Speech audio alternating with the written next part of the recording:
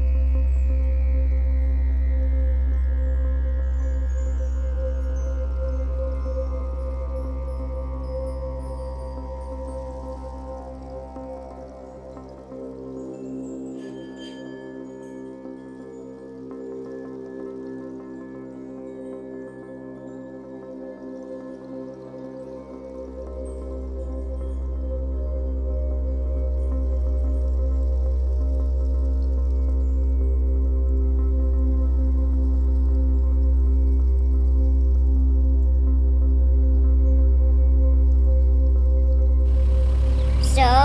You know what we found, kids? a huge inchworm. Yeah, and Bella found this one that floats. Hey.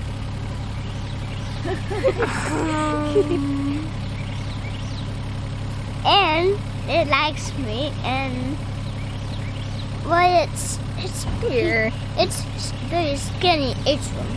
So Belle, that's the biggest inchworm you've ever found? Yeah, I think so. I did. Pretty big. Yeah. You see, look You remember, take it. Take it.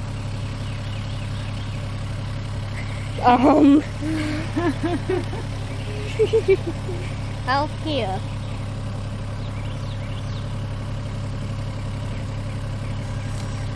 I have a new prize.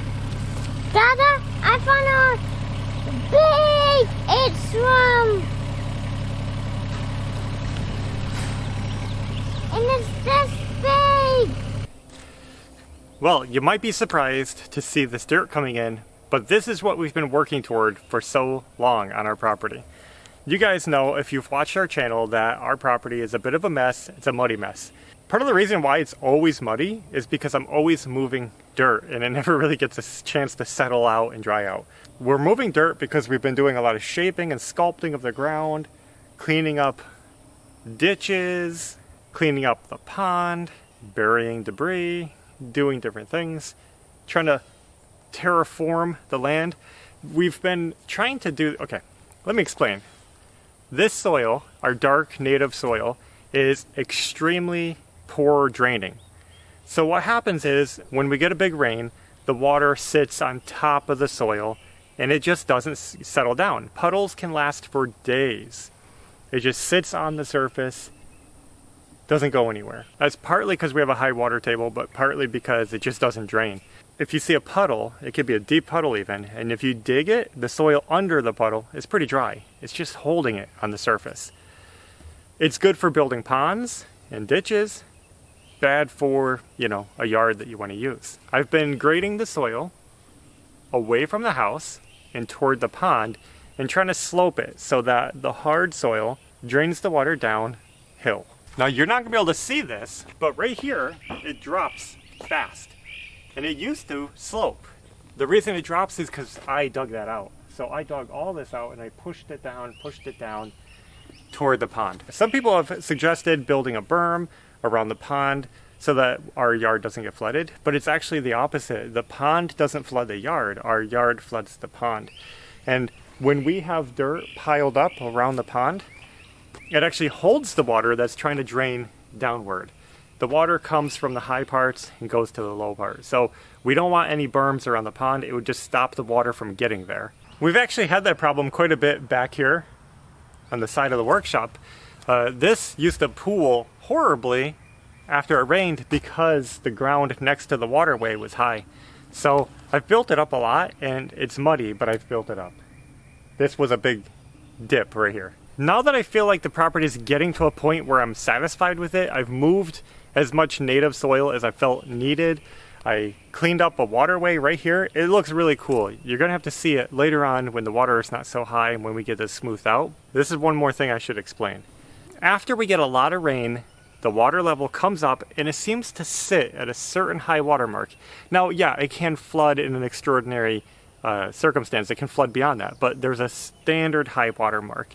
And I've been building the soil up to the high water mark so that there's no low spots that are letting the water kind of swamp into the property.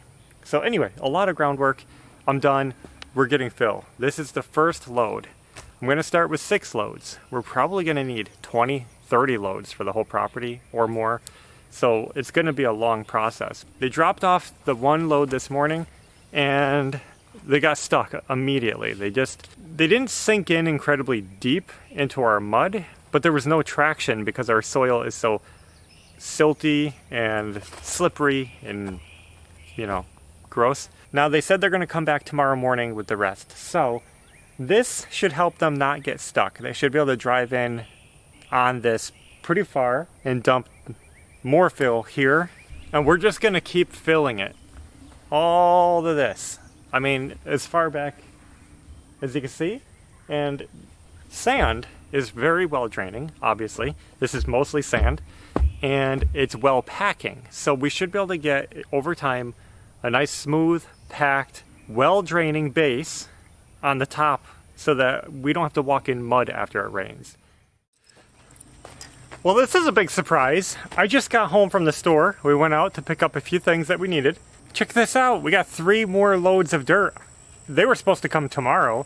I guess they decided to come a little early, and that was a big surprise to us. So I'm going to get right working on it. I'm going to pull out the excavator and start spreading this out because I don't want it to keep backing up. The further they dump these piles this way, the further I have to bring them where I need them. So I want to clear them back. It's going to be a lot of work, but hopefully we can move some dirt and make room for tomorrow. Unless more come tonight. I don't know. This is weird. Let me get working.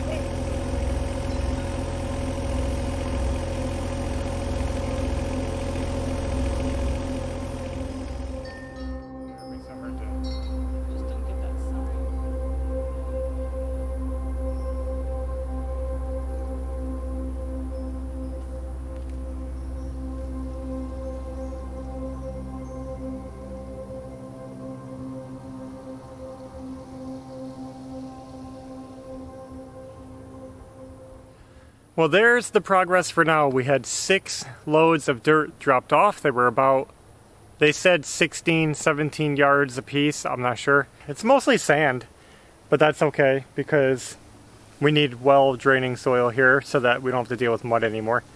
And I don't have it perfectly level.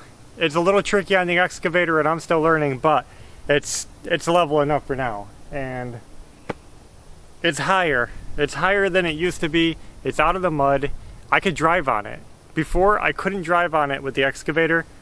I mean, I could, but the ground was so soft that I would sink down 6-8 inches and just be in slop and mud. And now I can actually drive on the surface. So that tells me this is already working. This is already a better surface that we can drive on, work on, do stuff on. And this was the first stage, the first step. So this is 6 loads. We're gonna get another 6, another 6, another 6. It's just gonna keep going until this yard is full. Yeah, it might seem like we're covering up our nice fertile dark soil with the sand that's gonna be hard to grow in, but don't worry about that.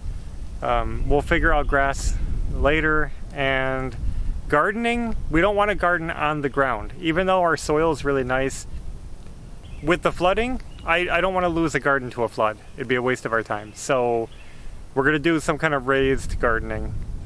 So here is where the sand meets the mud, and you can see how disgusting and sloppy that is. And we're going to keep wrapping around this tree up into the backyard.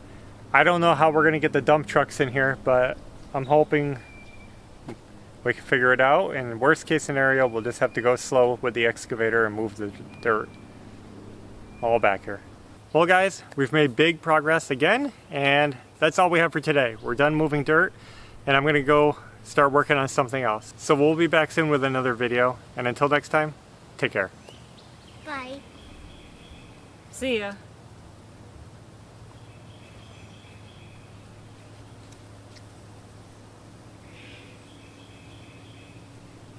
Now we have a beach. This is a beach.